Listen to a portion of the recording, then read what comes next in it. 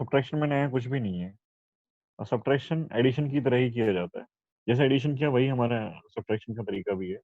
थोड़ा सा डिफरेंस है, जैसे हम लोग पर करते आए हैं, पहले भी करते हैं, वही करेंगे। अच्छा, एक बात मैं बताता हूँ, कल काफी बच्चों ने असाइनमेंट सेंड किए क्वेश्चन सॉल्व करके। डाउट्स भी आए, मैं सबके डाउट्स देखे, कुछ डाउट्स कॉमन है, कुछ ऐसा है कि यूनिक है, किसी एक आध बच्चे की है। तो जो भी डाउट्स है ना, तो कल सैटरडे है शायद, है ना, आज फ्राइडे है मेरे ख्याल से। तो कल सैटरडे, मोस्ट प्रोबेबली संडे को हम लोग डाउट डिस्कस करेंगे, संडे को। ठीक है, तो आज और कल में और कर लेते हैं, या आज सैटरडे है, आज फ्राइडे है। आज फ्राइडे, दो क्लास हो रहे हैं, उसके बाद हम डाउट डिस्कस करेंगे। और इन दो क्लास में काफी कुछ काम भी हो रहेगा हमारा, मतलब वेक्टर जो है ऑलमोस्ट कंप्लीट होने वाला होगा। तो आज और कल की क्लास में सब्ट्रैक्शन हम कर लेते हैं, उसका एक प्रोडक्ट रहेगा बस। और डिवीजन ऑफ वेक्टर्स हम पढ़ते नहीं है, होता नहीं है डिवीजन ऑफ वेक्टर। तो एडिशन हम कर चुके हैं, सब्ट्रैक्शन आज और रहेगा। एक एक टॉपिक रहेगा, division, sorry, product of vectors. वो हम कल डिस्कस कर लेंगे और मंडे को डिस्कस कर लेंगे बचा हुआ पार्ट। संडे को हम लोग डाउट डिस्कस करेंगे। चलो अब स्टार्ट करते हैं, subtraction of vectors.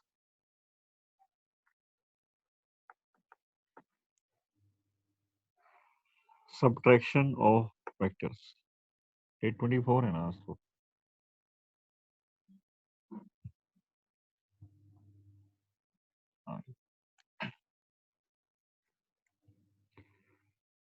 Subtraction of vectors.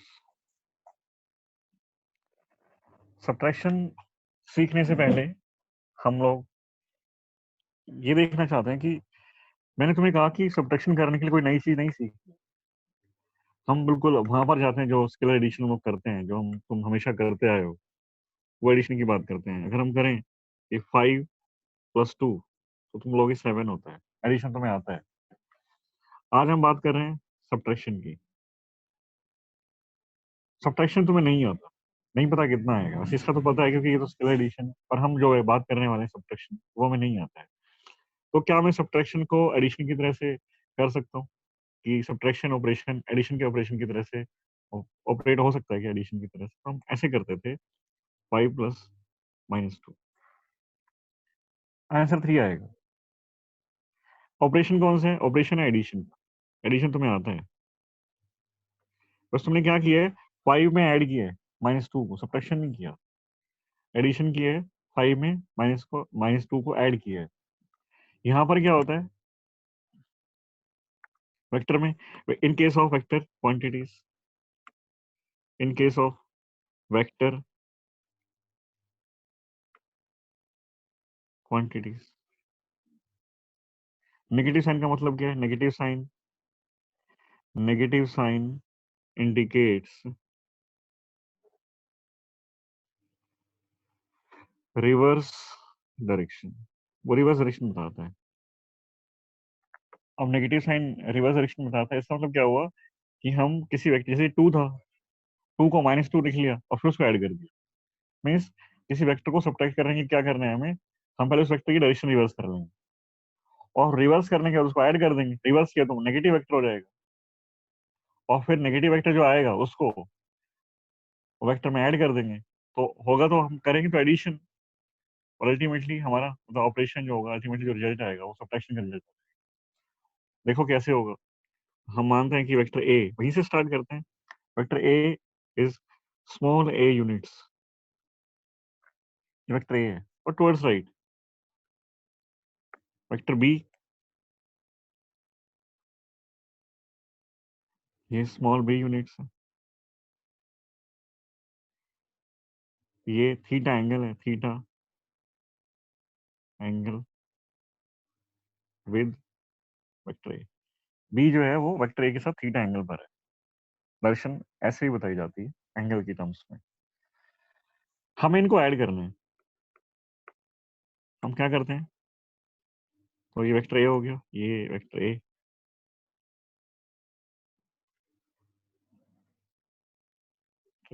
Towards right. Vector B इस ए के साथ थीटा एंगल पर, ये वेक्टर बी हो गया,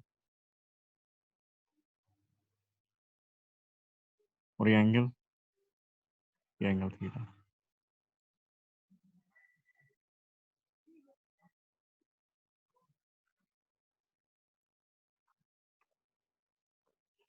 वेक्टर बी को, अब इन दोनों को ऐड कर सकते हैं, इन दोनों का एडिशन तो हमें आता है। इन दोनों का एडिशन क्या होगा, ये तो हमें आता है। हमें क्या करना है, वेक्टर बी को रिवर्स करना है। तो हम क्या करते हैं, ये वेक्टर बी है, देखो मैं क्या करता हूँ, वेक्टर ए है,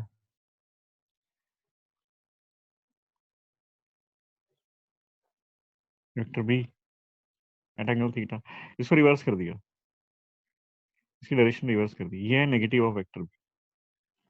मैग्नीट्यूड इसका भी अभी उतना ही है, इसका मैग्नीट्यूड जितना था उतना ही इसका भी है, दोनों के मैग्नीट्यूड में कोई डिफरेंस नहीं आया, सिर्फ डायरेक्शन चेंज हुई है। और वेक्टर क्वांटिटीज में नेगेटिव साइन का मतलब कभी भी लेस देन जीरो नहीं होता है।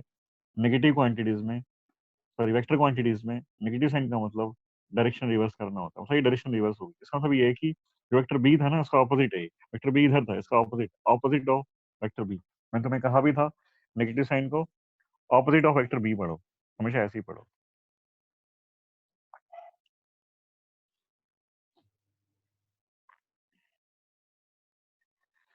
अब अब इन दोनों को ऐड कर लेते हैं हम लोग। मैंने यही कहा था कि 5 में ऐड कर दो -2, तो सब्ट्रैक्शन हो जाता है। अब हम इसको करेंगे, हम क्या करना चाहते हैं, अब मैं क्या चाहता हूँ, मैं ये चाहता हूँ कि ए प्लस एडिशन करें ए और -b का। एडिशन ऑपरेशन तुम्हें आता है, जिन भी वेक्टर्स को ऐड करना हो उनका पैरेललोग्राम कंप्लीट कर लो। मतलब ए और बी को ऐड करना चाहता हूँ ना, ये एंगल थीटा था, ये एंगल 180 माइनस थीटा। अब तुम ए और -b को ऐड करना चाहते हो, तो ए और -b का पैरेललोग्राम कंप्लीट कर लो, ये पैरेललोग्राम कंप्लीट कर लो।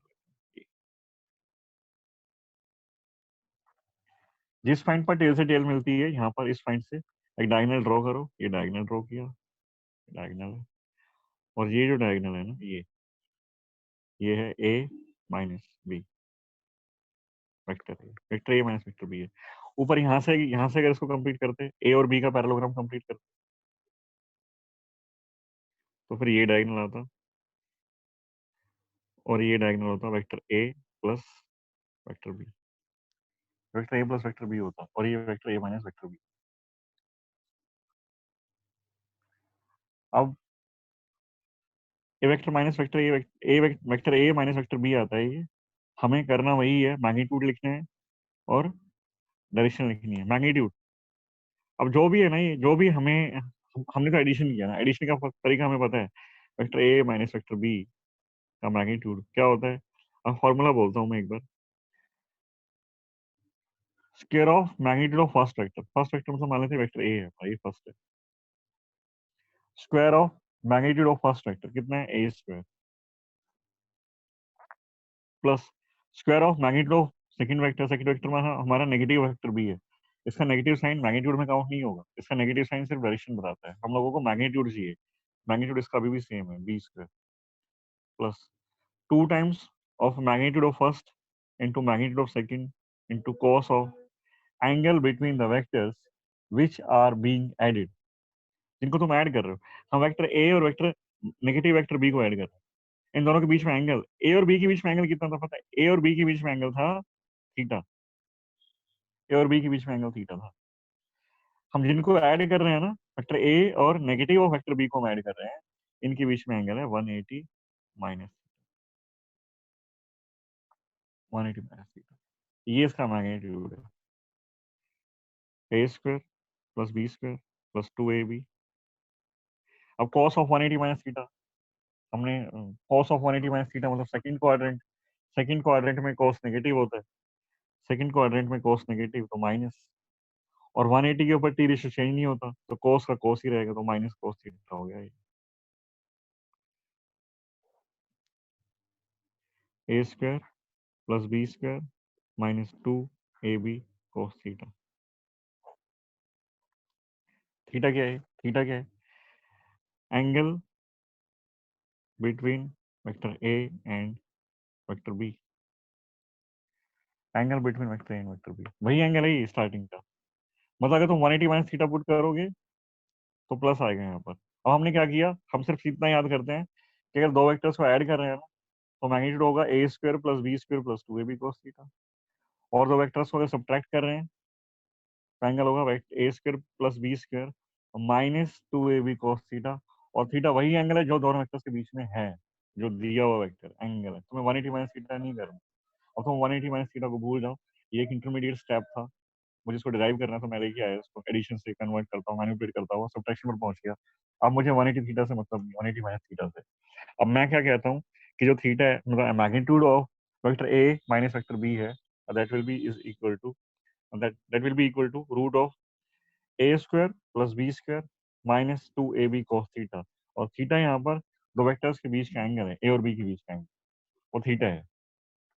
ठीक है, ये सब्ट्रैक्शन का मैग्नीट्यूड आया है। डायरेक्शन की बात करते हैं। डायरेक्शन डायरेक्शन का फॉर्मूला मैं लिखता हूँ, tangent alpha B sine theta और A plus B cos theta. ये हम यूज करते हैं फॉर एडिशन एडिशन के लिए फॉर्मूला यूज करता हूँ। अभी तो मैं इसको ना एडिशन की तरह ही ट्रीट करूंगा, और एडिशन से मैनिपुलेशन करता हुआ सब्ट्रैक्शन का रिजल्ट तैयार कर लेता हूँ। तो बी जो था, ये ए जो है ना, ए वो वेक्टर होता है जिससे तुम एंगल कैलकुलेट कर रहे हो। ये ए वो वेक्टर है जिससे तुम एंगल कैलकुलेट कर रहे हो। तो मुझे ए माइनस बी की डायरेक्शन चाहिए ना, तो ए माइनस बी की डायरेक्शन, ये एंगल मैं कैलकुलेट करना चाहता हूँ, कि एंगल की टर्म्स बता दूंगा। और ये एंगल कितना है, अल्फा है। ये एंगल कितना, अल्फा। तो मुझे अल्फा कैलकुलेट करना है। किसके साथ कैलकुलेट कर रहे हो तुम, इस वाले वेक्टर के साथ कर रहे हो कैलकुलेट, तो इसका नाम वेक्टर ए है। हो सकता है ये तुम्हें क्वेश्चन में किसी में पी मिल जाए, क्यू मिल जाए, तो हमने पर फॉर्मूला ना ए और बी की टर्म्स में याद किया हुआ है। तो जिसके साथ तुम एंगल कैलकुलेट करते हो वो ए होता है, इसके साथ कैलकुलेट करो तो ये ए, इसके साथ कैलकुलेट करते हो तो फिर ये, इसका नाम ए हो जाता एंगल कैलकुलेट करते टाइम। अभी तो हम इसके साथ ही कैलकुलेट कर रहे हैं, अभी तो हम इसके साथ ही कैलकुलेट कर रहे हैं।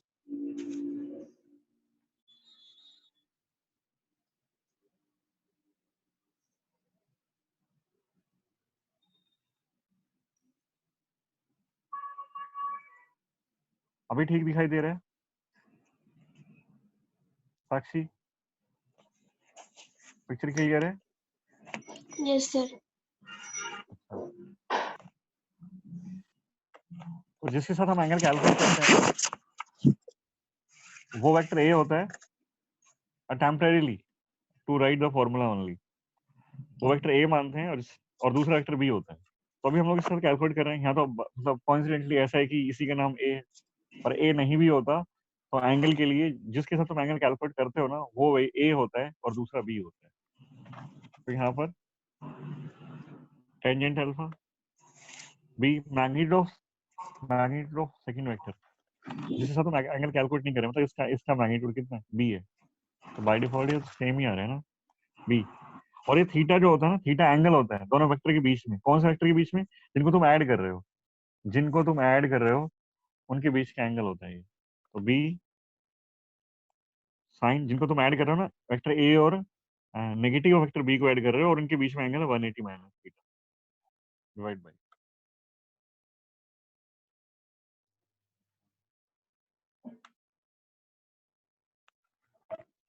एक मिनट रुको, फिर से पिक्चर ऐसी हो रही है।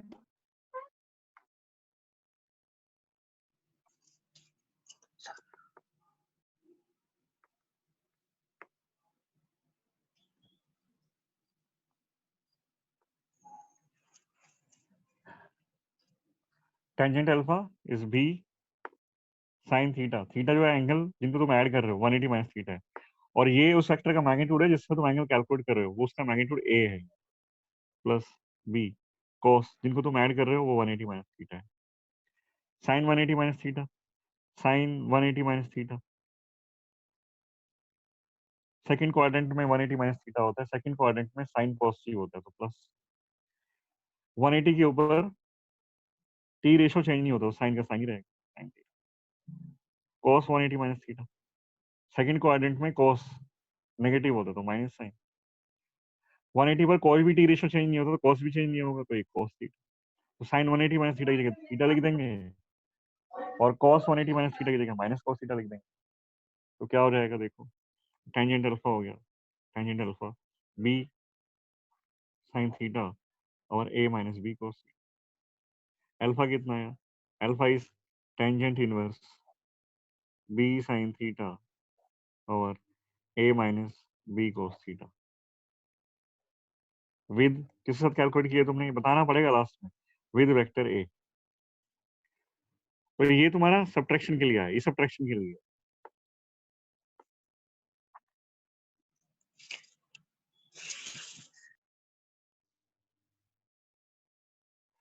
एडिशन के लिए फॉर्मूला था बी साइन थीटा और A plus B cos theta.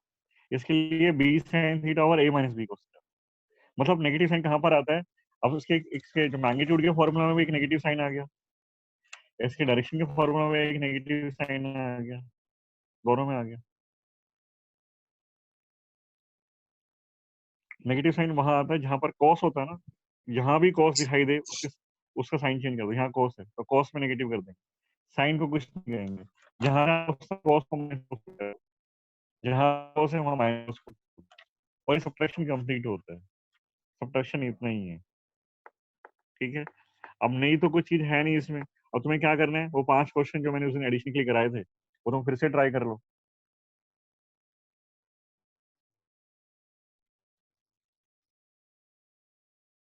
वो तुम फिर से ट्राई कर लो। शीट दिखाई नहीं दे रही क्या तुम लोगों को? क्लियर नहीं है क्या पिक्चर?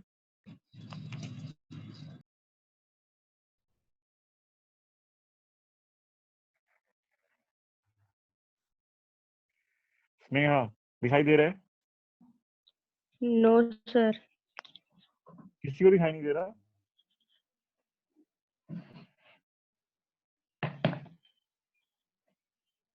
बाकी सब दिखाई दे रहा है? सर ब्लर कर रहा है। ब्लर कर रहा है।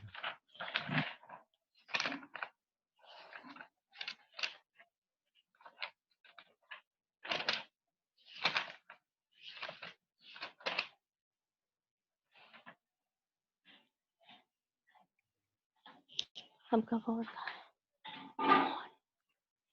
अब भी कर रहा है ब्लर?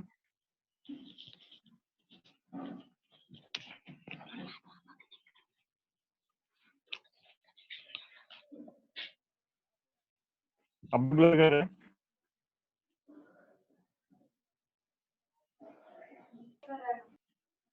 सर अब भी कर रहा है।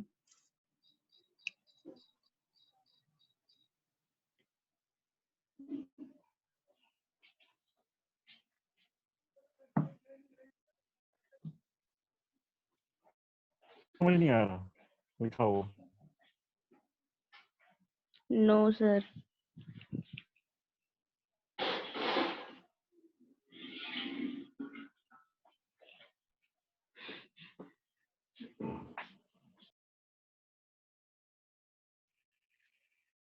क्या करें? कभी कभी प्रॉब्लम हो जाती है।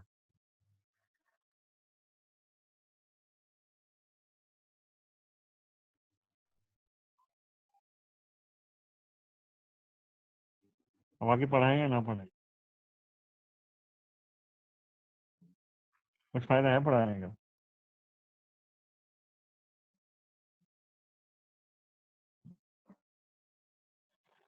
चलो 1-2 मिनट वेट करो, शायद क्लियर हो जाए। नेटवर्क में यूज होते हैं, ट्रैफिक, कुछ लोग फ्री हैं, ट्रैफिक बहुत ज्यादा होता है हर टाइम, इसकी प्रॉब्लम हो रही है।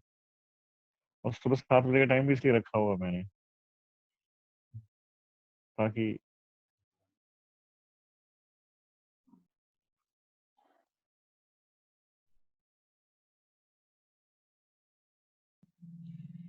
इस तरह के इश्यूज ना आए।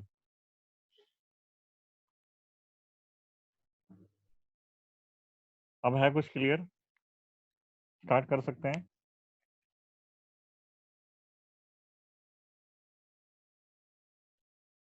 नहीं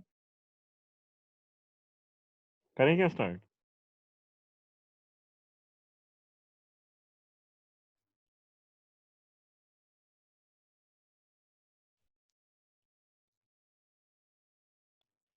यस सर, अब विजिबल सर है। अब बेटर है।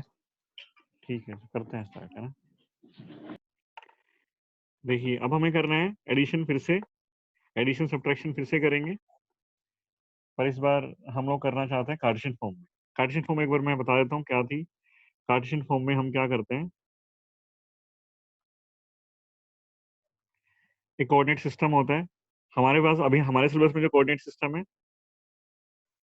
X axis, y axis, z axis, that is rectangular coordinate system इसको बोलते हैं, रेक्टेंगुलर कोऑर्डिनेट। अगर तुम्हें मतलब प्रॉब्लम होती है ना, ब्लर करता है कुछ भी करता है, तो मतलब चैट में मैसेज मत किया करो, मतलब मेरे को बार बार वहाँ ध्यान देना पड़ता है और डिस्टरबेंस होता है एक तरह से। तुम माइक्रोफोन ऑन करके बोल दिया करो, वो ज्यादा अच्छा है ना। तुमको वापस चैट में जाना पड़ता है, और फोन ऊपर फिट होता है, मेरे हाथ में भी नहीं होता। तो जब भी तुम्हें प्रॉब्लम आए, वॉइस प्रॉब्लम है या वीडियो की प्रॉब्लम आती है, ऑडियो की प्रॉब्लम, जो भी प्रॉब्लम आए ना, तुम्हें प्रॉब्लम के लिए तुम माइक्रोफोन ऑन करो अपना और डायरेक्ट बोल दो, सर ये प्रॉब्लम हो रही है। चैट में फिर मेरे को बार बार इधर उधर फोन ऑपरेट करना पड़ता है, अल्टीमेटली बात ये है। मेरा कभी ध्यान होता है फोन के ऊपर, कभी नहीं होता। इसको बोलते हैं रेक्टेंगुलर कोऑर्डिनेट सिस्टम। इसमें इस पूरे स्पेस को ये डिस्क्राइब कर सकते हैं। इसमें सपोज कोई पॉइंट पी है, तो पॉइंट पी का एक वेक्टर ड्रॉ करें, तो इसको बोलते हैं ओरिजिन। पॉइंट पी का अगर वेक्टर ड्रॉ करें, तो वेक्टर ओपी, ओपी बन गया, वेक्टर ओपी या वेक्टर आर तुम इसको बोल सकते हो, वेक्टर आर। इस पॉइंट पी के कोऑर्डिनेट्स होंगे, इस पॉइंट की पी के कोऑर्डिनेट्स मैंने मान लिए X Y and Z. Vector R जो है, ये फर्स्ट कोऑर्डिनेट होता है एक्स का कोऑर्डिनेट, ये सेकंड कोऑर्डिनेट वाई का कोऑर्डिनेट होता है, और थर्ड कोऑर्डिनेट जेड का कोऑर्डिनेट होता है। तो वेक्टर आर को लिखा जाता है कि एक्स एक्स, फर्स्ट कोऑर्डिनेट मतलब एक्स एक्सिस के अलोंग, एक्स एक्सिस के अलोंग कितना है, एक्स है, तो एक्स अलोंग एक्स एक्सिस, मैंने लास्ट टाइम बताया था, एक्स अलोंग एक्स एक्सिस। आई कैप का मतलब है डायरेक्शन अलोंग एक्स एक्सिस, और ये उसका मैग्नीट्यूड है। एक्स एक्सिस के अलोंग कितना है, उसका मैग्नीट्यूड ये है, ये इसका कोफिशिएंट मान लेते हैं, आई का कोफिशिएंट ये है, प्लस वाई के अलोंग कितना है, Y J cap, plus Z axis के अलोंग कितना है, Z K cap. I cap J cap K cap वो डायरेक्शन बताते हैं, I cap along X axis, J cap along Y axis and K cap along Z axis. आज हम बात करते हैं, सपोज हमें ऐड करना है। अब 2-3 दिन के डिस्कशन में एक चीज निकल करके आई है अभी हमारे सामने, कि अगर डायरेक्शन सेम हो ना, डायरेक्शन सेम हो, तो हम लोग डायरेक्ट ऐड कर सकते हैं। डायरेक्शन अगर सेम है वेक्टर्स की, तो कोई जरूरत नहीं है A square plus B square plus 2ab cos theta की, कोई जरूरत नहीं है tangent alpha B sine theta और A plus B cos theta, कोई जरूरत नहीं है। क्या करेंगे, डायरेक्शन सेम है तो डायरेक्ट ऐड कर दो। तो एक पॉइंट मैं यहाँ लेता हूँ, सपोज ये पॉइंट है पी और एक पॉइंट है क्यू। ये वेक्टर ए है, और इस वेक्टर ए के जो कोऑर्डिनेट्स हैं वो हैं a1 a2 a3, ये कोऑर्डिनेट्स हैं इसके।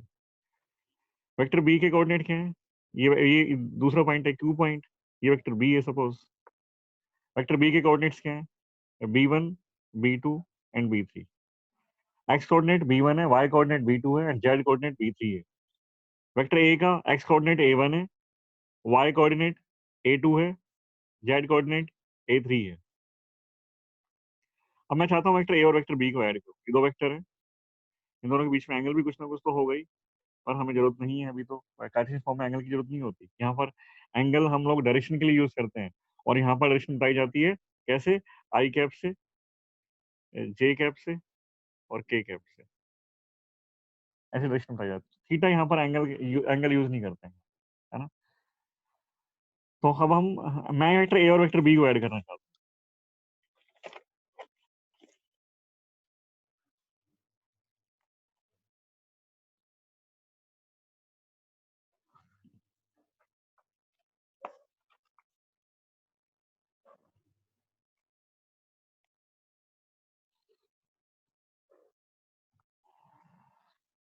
वेक्टर ए, अगर मैं वेक्टर ए लिखना चाहूँ तो शायद तुम्हें याद होगा किसी पॉइंट का पोजिशन वेक्टर कैसे लिखा जाता है, a1 I cap, a2 J cap, a3 K cap, ये लिखने का तरीका है। ये क्या है, वेक्टर बी क्या लिखेंगे, b1 I cap, b2 J cap, b3 K cap.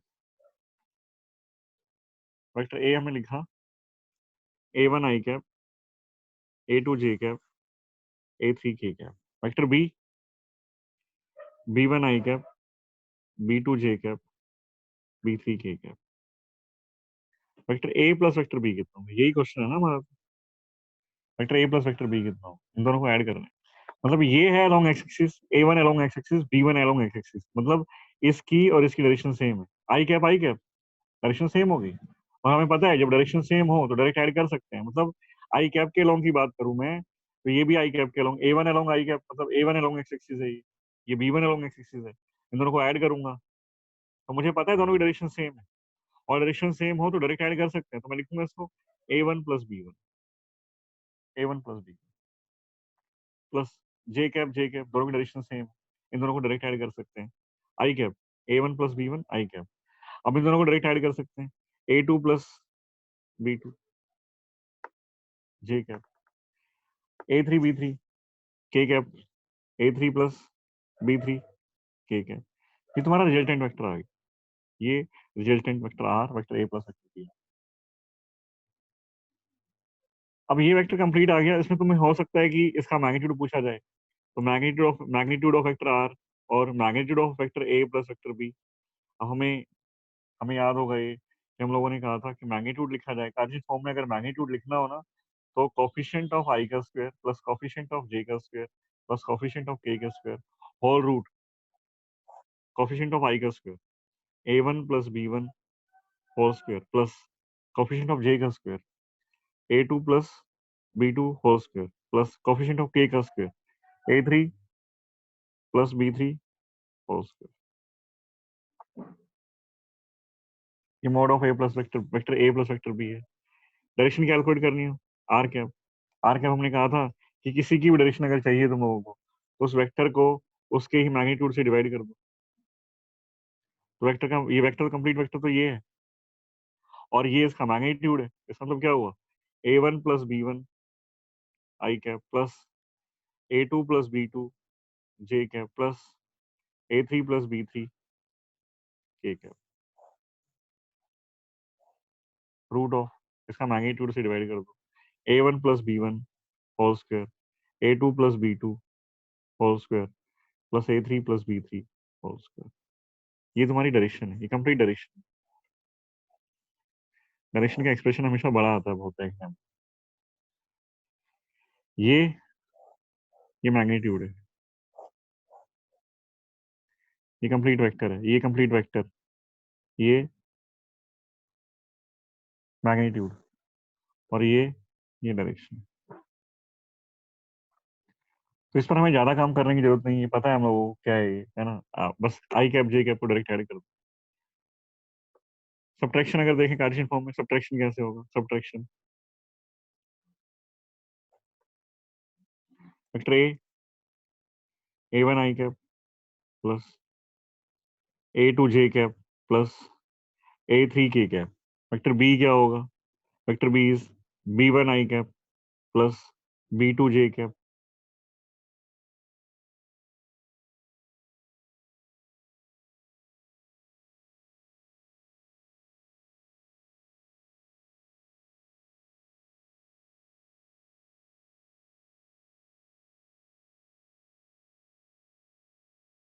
Scalar की तरह से। जैसे स्केलर क्वांटिटीज को ऑपरेट किया जाता है, वैसे ही वेक्टर को ऑपरेट करो, कब, जब डायरेक्शन सेम होती है। आई कैप डायरेक्ट डील करो, उसको सब्ट्रैक्शन कैसे करते हैं, A1 minus B1 I cap plus A2 minus B2 J cap plus A3 minus B3 K cap. Suppose ये वेक्टर आर प्राइम आ गया, vector A minus vector B. R prime का magnitude तुम कैलकुलेट करना चाहते हो, फिर से वही कर सकते हो, आई कैप के कोफिशिएंट का स्क्वायर, जे कैप के कोफिशिएंट का स्क्वायर, के कैप के कोफिशिएंट का square, A1 minus B1 whole square plus A2 minus B2 whole square plus A3 minus B3 whole square. इसकी डायरेक्शन क्या, आर प्राइम की direction क्या होगी, vector R prime over mod of R prime. अब मैं इसको लिख नहीं रहा हूँ, तुम्हें पता है क्या आएगा, ये खुद से लिख सकते हो। इस वेक्टर को इससे डिवाइड कर दो तो डायरेक्शन आ जाएगी। ठीक है, ये सब एडिशन सब्ट्रैक्शन था, और हम लोगों ने पहले देखा वो था addition subtraction of two vectors. Addition में पहले डिस्कस कर चुके हैं, मतलब हम लोग अब तक कर चुके हैं complete addition in polar form, subtraction in polar form कर चुके, एडिशन इन कार्टेशियन फॉर्म कर चुके, सब्ट्रैक्शन इन कार्टेशियन फॉर्म कर चुके, है ना। एडिशन और सब्ट्रैक्शन कार्टेशियन फॉर्म का कंपैरेटिवली इजी है, कुछ भी तुम्हें नया नहीं सीखना है, बस हमें एक एक फंडामेंटल लाइन यूज करनी है। कंक्लूजन हमारे पास ऑलरेडी है कि वेक्टर्स की डायरेक्शन अगर सेम है, तो वो वेक्टर्स बिल्कुल वैसे ही डील होते हैं जैसे स्केलर क्वांटिटीज डील होती है, डायरेक्ट ऐड करो डायरेक्ट माइनस। ठीक है, तो अब हम आते हैं, अब मैं तुम्हें बताया था कि हमें अलजेब्रा सीखने हैं। अलजेब्रा से मेरा मतलब था एडिशन, सब्ट्रैक्शन एंड मल्टीप्लिकेशन और प्रोडक्ट ऑफ वेक्टर्स। ये तीन चीजें हमें सीखी। डिवीजन ऑफ वेक्टर्स नहीं होता है, इन तीन चीज के अलावा एक और होता है component of vector, components of vector. तो आज मैं तुम्हें कंपोनेंट्स पढ़ा देता हूँ, है ना। 10-15 मिनट है, अभी 20 मिनट है, 20 मिनट में आराम से हो जाएगा, और हो सकता है कि प्रोडक्ट भी स्टार्ट हो जाए। तो पहले हम कंपोनेंट सीखते हैं। यहाँ पर आने के बाद, इस स्टेज पर आने के बाद कंपोनेंट्स ऑफ वेक्टर्स बनाने आने चाहिए, है ना। कंपोनेंट्स का मतलब क्या है? एक वेक्टर को तुम रिजॉल्व कर सकते हो। Components of vector, rectangular components of vector, है ना। इसको, इसकी हेडिंग डालते हैं।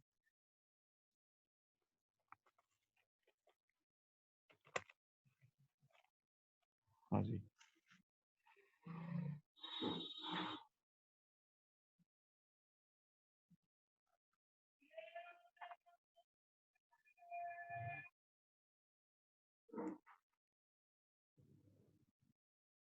Resolving of vectors,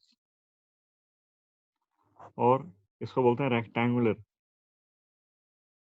rectangular components of vector. एक वेक्टर के कंपोनेंट्स बनाए जा सकते हैं। कंपोनेंट मतलब उसको ब्रेक किया जा सकता है। एक वेक्टर को दो फर्दर दो वेक्टर्स में ब्रेक किया जा सकता है। जैसे एक पेन है ना, इस पेन को ब्रेक कर सकते हैं दो पार्ट्स में, एक पार्टी ऐसे ब्रेक हो जाए। ऐसे वेक्टर भी ब्रेक होता है, ठीक है ना। तो वेक्टर को ब्रेक करना है। सपोज एक कोई वेक्टर है, ये वेक्टर ए है। हमने कहा था कि वेक्टर को रोटेट नहीं करेंगे, सिर्फ शिफ्ट कर सकते हैं। Shifting property of vector use की थी। आज अल्टीमेटली मैं अपनी लैंग्वेज में बोलता हूँ कि आज हम सीखने वाले हैं, अगर हमें कभी किसी पर्पज के लिए वेक्टर को रोटेट करना पड़ जाए तो अल्टीमेटली हम कर ये रहे हैं। अब तक हम लोगों ने जिस लाइन पर काम किया, वो लाइन ये थी कि वेक्टर को रोटेट नहीं करना है। वेक्टर की जो डायरेक्शन है वो डायरेक्शन सेम रखो, उसकी जो लेंथ है वो लेंथ सेम रखो। आज हम चाहते हैं कि हमें अब बहुत फ्रिक्वेंटली जरूरत पड़ती है इस बात की कि वेक्टर का कंपोनेंट लेके आओ, वेक्टर को घुमाओ इस तरफ। वेक्टर है और उसको घुमा के इधर लेके आओ, तो वेक्टर को हमें रोटेट करवाना पड़ता है। अल्टीमेटली इन दोनों बातों का मतलब यही है कि हम वेक्टर का रोटेशन सीख रहे हैं, कि अगर एक वेक्टर को रोटेट किया जाए तो उसका कितना कंपोनेंट आएगा, उसकी कितना इफेक्टिवनेस कितना होगा, इफेक्टिव कितना होगा वो, है ना। तो चलो देखो, सपोज ये कोई वेक्टर ए है, वेक्टर ए, और ये वेक्टर ए जो है ये इसके इस लाइन के साथ, एक लाइन है ऐसी, रेफरेंस लाइन है, इसका एंगल इसके साथ थीटा है, इसका एंगल इसके साथ थीटा है। मैं चाहता हूँ वेक्टर की डायरेक्शन तो हमें पता है कि इधर है, मैं चाहता हूँ इस वेक्टर को घुमा के इधर ले आओ। इस वेक्टर को घुमा के मैं चाहता हूँ कि इस लाइन के अलोंग आ जाए, इस लाइन के अलोंग आ जाए। वेक्टर ए को तुम इस रेफरेंस लाइन जो डॉटेड लाइन में ड्रॉ की हुई है, इस लाइन के अलोंग लेके आना चाहते हो।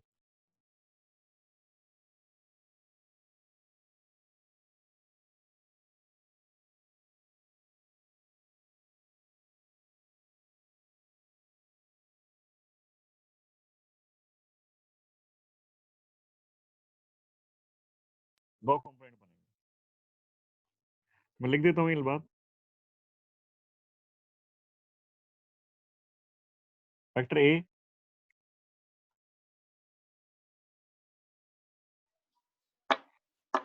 always gets resolve in two components, in two components। दो कंपोनेंट में इसको रिजॉल्व कर सकते हैं।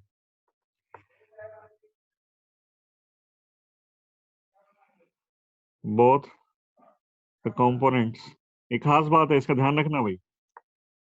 Both the components are perpendicular to each other, perpendicular to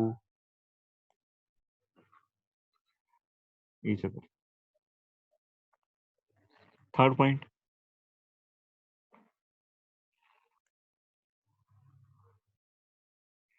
original vector.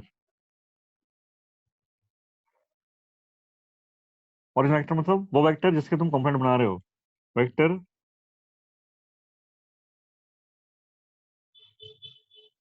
Vector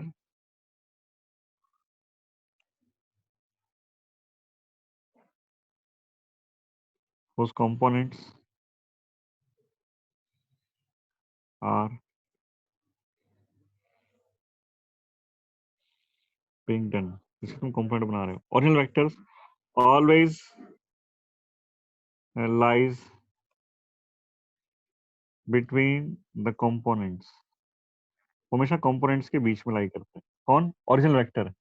मतलब उस ओरिजिनल वेक्टर के दो कंपोनेंट्स ऐसे बनेंगे कि वेक्टर जो है दोनों कंपोनेंट के बीच में आएगा। ओरिजिनल वेक्टर जिसके कंपोनेंट को बना रहे हो ना, ये वेक्टर हमेशा कंपोनेंट के बीच में रहेगा। Fourth point,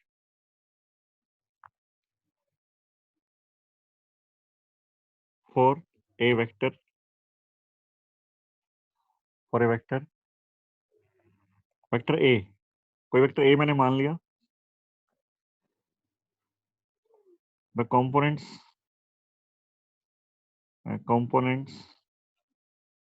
are like a cos theta and a sin theta. For vector b, b cos phi and b sin phi, या b cos theta b sin theta। मतलब किसी वेक्टर के कंपोनेंट, किसी vector के component, vector A के component क्या होंगे? a cos theta b cos theta, यहाँ पर एंगल है जो भी 30 60 जो भी कुछ। वेक्टर बी के कंपोनेंट क्या होंगे? B cos theta B sin theta, B sin cos phi B sin phi. अगर एंगल फाई है तो cos phi sin phi, angle theta है तो cos थीटा sin थीटा। मतलब वेक्टर के कंपोनेंट हमेशा cos और sin के पेयर में बनते हैं। ठीक है, अभी मैं इसमें यहाँ पर ये वेक्टर मैंने एग्जांपल लिया है ना। हाँ, कंपोनेंट्स जो मैं करना चाहता हूँ, components of vector, component of vector a along the dotted line, dotted line, मुझे ये चाहिए, डॉटेड लाइन के अलावा कंपोनेंट चाहिए। क्वेश्चन ये था। तो उस कंपोनेंट बनाने से पहले मैंने कुछ इन्फॉर्मेशन तुम्हें दी है। इन्फॉर्मेशन क्या है कि vector A always gets resolve into two components. कभी भी एक कंपोनेंट नहीं बनेगा, तुम एक से इधर ले आओ तो एक ही बनेगा, नहीं दो बनेंगे। Both components are perpendicular to each other, दोनों एक दूसरे के परपेंडिकुलर होंगे। जितने भी कंपोनेंट बनेंगे दो, दोनों होंगे परपेंडिकुलर, एक दूसरे के perpendicular. Third point, third point मैंने ये लिखा है कि ओरिजिनल वेक्टर जो है, जो ओरिजिनल वेक्टर है जिसके तुम कंपोनेंट बना रहे हो, original vector always lies between the components, वो हमेशा कंपोनेंट्स के बीच में ही रहेगा, बाहर मत निकाल देना उसको। For vector A, suppose for a vector, vector A मान लेता हूँ मैं, वेक्टर ए है ये, the components are like A cos theta and A sin theta. For vector B, B cos theta and B sin theta. For vector D, D cos theta D sin theta. ठीक है, इस तरह से components बनते हैं। तो मैं इसको ऊपर वाले वेक्टर को रिजोल्व करता हूँ। यहाँ पर ये वेक्टर ए है और ये कोई लाइन है जिधर मुझे कंपोनेंट चाहिए, मान लेते हैं अल्फा है, ये अल्फा है। तो पहली बात तो दो कंपोनेंट्स बनेंगे ए के, एक तो तुम इधर चाहते हो, ये तो तुम्हारी, एक तो तुम इस तरफ चाहते हो ना, इधर एक तो इधर बनेगा ये, और दूसरा मैंने कहा था एक कंपोनेंट तुम इधर चाहते हो, उसको तो इधर ले आओ, पर बनेगा एक नहीं, बनेंगे दो। एक तो तुम अपनी मर्जी से ले आए इधर, चलो ये तो तुम्हारी मर्जी का बन गया, दूसरा इसके परपेंडिकुलर आएगा, दूसरा perpendicular. Second point, both the components are perpendicular to,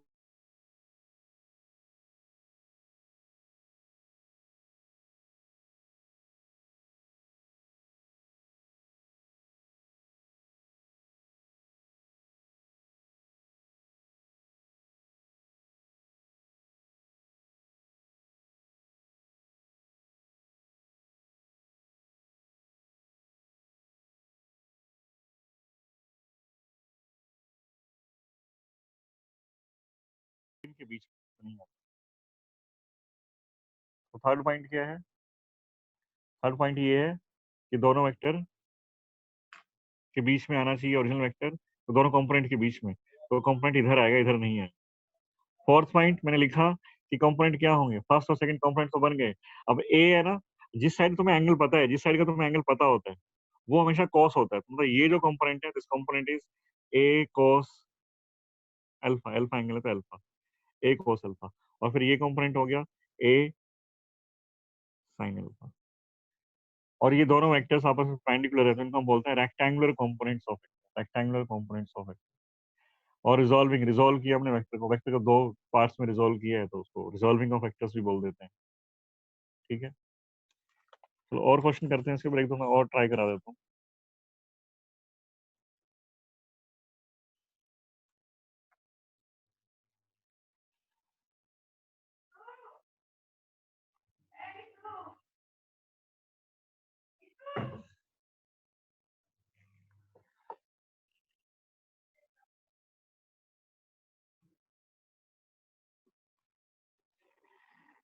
अब सपोज ये तुम्हारा कोई वेक्टर बी,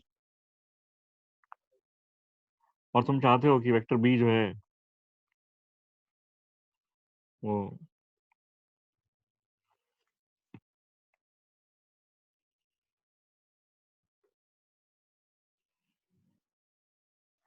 इसका एंगल जो है इससे फाई है। हम चाहते हैं इसका वेक्टर बी का कंपोनेंट इधर आ जाए। मैं चाहता हूँ कि बी का कंपोनेंट इधर आए। अब तुम्हें ये एंगल पता है ना, तो एक कंपोनेंट इधर आएगा, तुम इधर जाओगे, ये कंपोनेंट आ गया। दूसरा कंपोनेंट फर्स्ट कंपोनेंट के परपेंडिकुलर, मतलब ऐसे कुछ।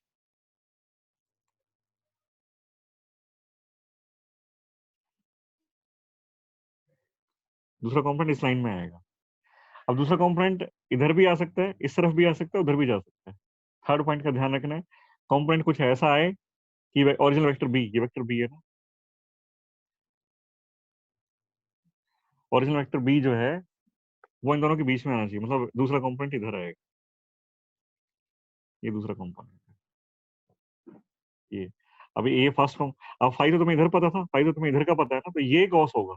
जिधर तुमने पहले घुमाया है ना, जो एंगल तुम्हें पता है वो हमेशा कॉस होता है। तो ये हो गया, ये कंपोनेंट हो गया बी कॉस फाई, और ये कंपोनेंट हो गया B sine phi. B cos phi and B sine phi, ये कंपोनेंट्स बन गए इसके। ये ओरिजिनल वेक्टर था, ये ओरिजिनल वेक्टर था। एक और करते हैं।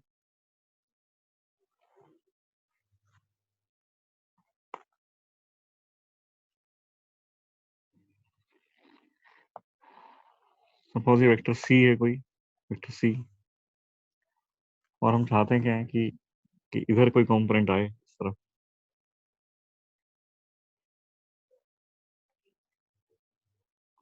ये कुछ एंगल होगा, ये एंगल मान लेते थीटा है, तो मैं चाहता हूँ उसका कंपोनेंट इधर आए, वेक्टर सी का कंपोनेंट इस तरफ आना चाहिए।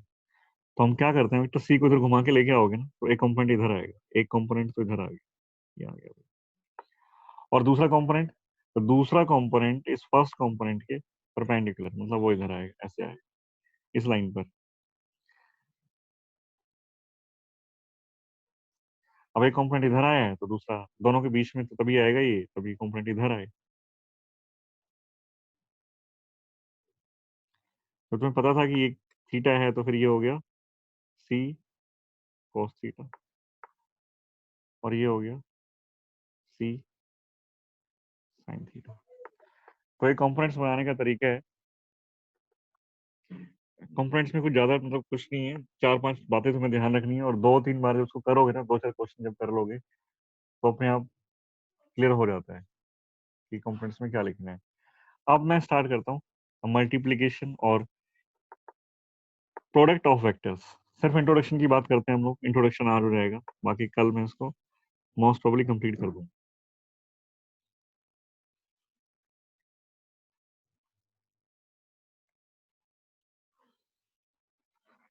प्रोडक्ट ऑफ वेक्टर्स,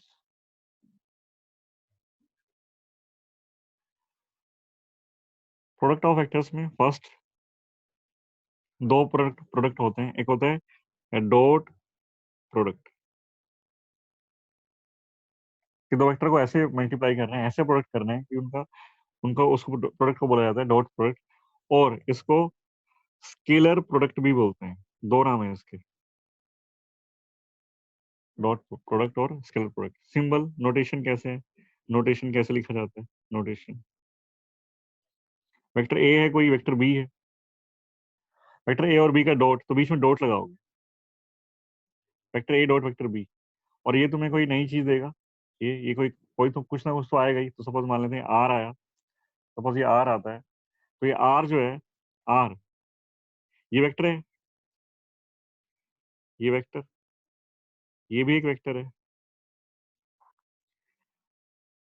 जब तुमने दो वेक्टर्स का डॉट प्रोडक्ट किया, जब दो वेक्टर्स का डॉट प्रोडक्ट तुमने किया तो रिजल्ट जो आया, ये जो क्वांटिटी आई है ना, ये स्केलर आती है, स्केलर, ये स्केलर है।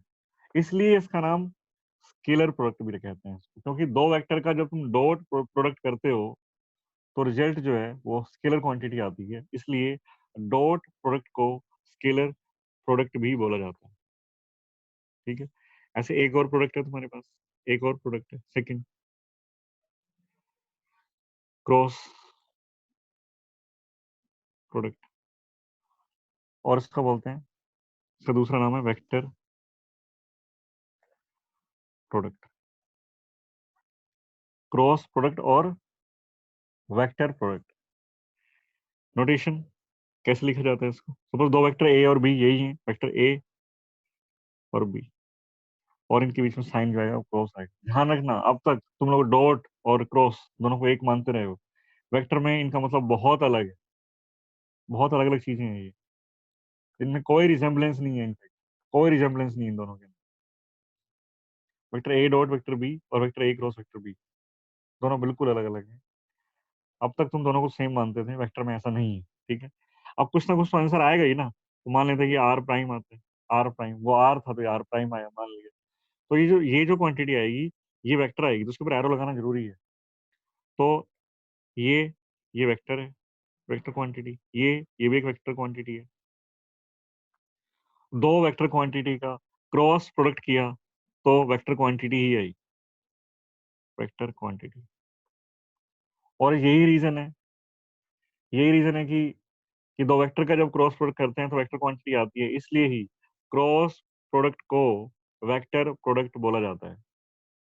दो वेक्टर का जब डॉट प्रोडक्ट करते हैं तो जो क्वांटिटी आती है, रिजल्टेंट क्वांटिटी जो आती है, that is a scalar quantity, इसलिए डॉट प्रोडक्ट को स्केलर प्रोडक्ट बोला जाता है, क्रॉस प्रोडक्ट को वेक्टर प्रोडक्ट बोला जाता है, डॉट प्रोडक्ट को स्केलर प्रोडक्ट बोला जाता है।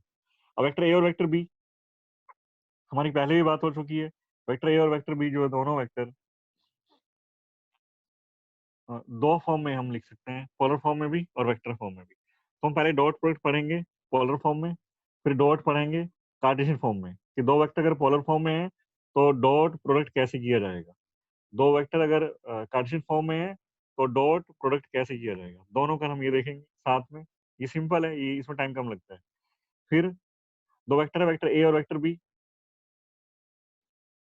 पोलर फॉर्म में क्रॉस प्रोडक्ट करेंगे इनका, पहले वेक्टर ए और वेक्टर बी दोनों पोलर फॉर्म में है, उनका क्रॉस प्रोडक्ट कितना आता है, क्या आता है, कैसे करते हैं, और फिर उसके बाद वेक्टर ए और वेक्टर बी कार्टेशियन फॉर्म में दिए हुए होंगे, फिर उनका क्रॉस प्रोडक्ट कैसे होगा, है ना। कल के लेक्चर में इतना ही हो पाएगा, कल शायद मैं इसको कंप्लीट कर दूंगा, और संडे संडे तुम्हारे डाउट लूंगा, और शायद हो सकता है कि मैं तुम्हें ना कुछ मतलब क्वेश्चंस कराऊं इस तरह के, जो थोड़े से मतलब तुम्हें इंफॉर्मेशन मिले, नई चीज तुम लर्न करो, क्योंकि थ्योरी से सारी चीज लर्न नहीं होती। तो कुछ एक 10 5 क्वेश्चन, 10 15 क्वेश्चन मैं ऐसे करवा सकता हूँ तुम्हें, तुम्हारे डाउट ना लेकर के, वो ज्यादा बेनिफिशियल होता है। 15 क्वेश्चन ऐसे मैं करवा दूँ, 10 15 क्वेश्चन, कि तुम्हें इंफॉर्मेशन मिले नई नई, उनकी हेल्प से तुम अपने डाउट खुद से भी कर सकते हो फिर, है ना। और स्टैंडर्ड क्वेश्चन जो होते हैं, बड़े बड़े क्वेश्चन जो टफ होते हैं, जो उसकी हेल्प से तुम्हें, उससे तुम्हें जो हेल्प मिलेगी, वो तुम्हारे लिए ज्यादा बेनिफिशियल है। पर चलो, अभी तो ना मैं तुम्हारे डाउट भी लूंगा संडे को, क्योंकि तुम्हारा एक डाउट सेशन और रख लेंगे, मंडे ट्यूसडे को पढ़ा दूंगा मैं तुम्हें, मंडे को क्या कहते हैं क्वेश्चंस करा दूंगा। तो अल्टीमेटली मेरा टारगेट था कि संडे तक वेक्टर कंप्लीट हो जाए, और मोस्ट प्रोबेबली ये कंप्लीट हो जाएगा संडे तक, ठीक है ना। और क्वेश्चंस भी शायद मैं डिस्कस कर लूंगा। आज तुम्हें क्या करना है, चेक पॉइंट में देखता हूँ, अगर और चेक पॉइंट हुए तो चेक पॉइंट 2.3 2.4 अगर हुआ, जो आज हमने पढ़ा है सब्ट्रैक्शन से रिलेटेड, कंपोनेंट ऑफ वेक्टर से रिलेटेड, तो वो सॉल्व कर लेना। अब तुम्हें क्या करना है कि 108 शायद 106 जितने भी क्वेश्चन हैं, 106 है, 108 है, उन क्वेश्चंस को ट्राई करना स्टार्ट कर दो। उनमें से सिर्फ वो छोड़ दो जो प्रोडक्ट से रिलेटेड है, मतलब अगर 100 क्वेश्चन हैं तो 30 40 क्वेश्चन हो सकते हैं कि प्रोडक्ट से रिलेटेड हो, और बाकी सब एडिशन सब्ट्रैक्शन कंपोनेंट से रिलेटेड होंगे। तो तुम ट्राई करना स्टार्ट कर दो, कल हमारा ये प्रोडक्ट कंप्लीट हो जाएगा, तो अल्टीमेटली संडे संडे इवनिंग और मंडे इवनिंग तक तुम्हें ये एक्सरसाइज कंप्लीट करनी है, जो मैंने असाइनमेंट सेंड किया हुआ है, और मंडे को मैं तुम्हें एक और असाइनमेंट भेजूंगा वेक्टर का, तुम्हें फिर वो सॉल्व करना है। तो सेकंड असाइनमेंट आएगा, कंपैरेटिवली वो असाइनमेंट इस फर्स्ट असाइनमेंट के लिए कंपैरिजन में टफ होगा। ठीक है, तो पहले टफ नहीं देते, पहले इजी देते हैं। तो फर्स्ट असाइनमेंट आज कुछ और क्वेश्चंस आएंगे, वो भी सॉल्व करना, और अपना ये स्टार्ट कर दो एक्सरसाइज जो 106 क्वेश्चन मैंने तुम्हें सेंड किए थे। ठीक है, अब क्लास ओवर हो गई है, टाइम भी हो गया इसका। आगे स्टार्ट करेंगे तो पूरा हो भी नहीं पाएगा, बीच में कनेक्शन टर्मिनेट हो जाता है। ठीक है, तो कल स्टार्ट करते हैं, इसकी कॉपी मैं भी तुम्हें भेज देता हूँ, बाकी कल स्टार्ट करते हैं। ठीक है, किसी कुछ बोलना है, पूछना है, कोई डाउट है, कोई डिफिकल्टीज आ रही है क्वेश्चंस करने में, या जो और तरह की कोई भी प्रॉब्लम हो तो तुम डिस्कस कर सकते हो। किसी को कोई प्रॉब्लम आ रही है तो वो डिस्कस कर सकते हैं, कुछ नहीं है।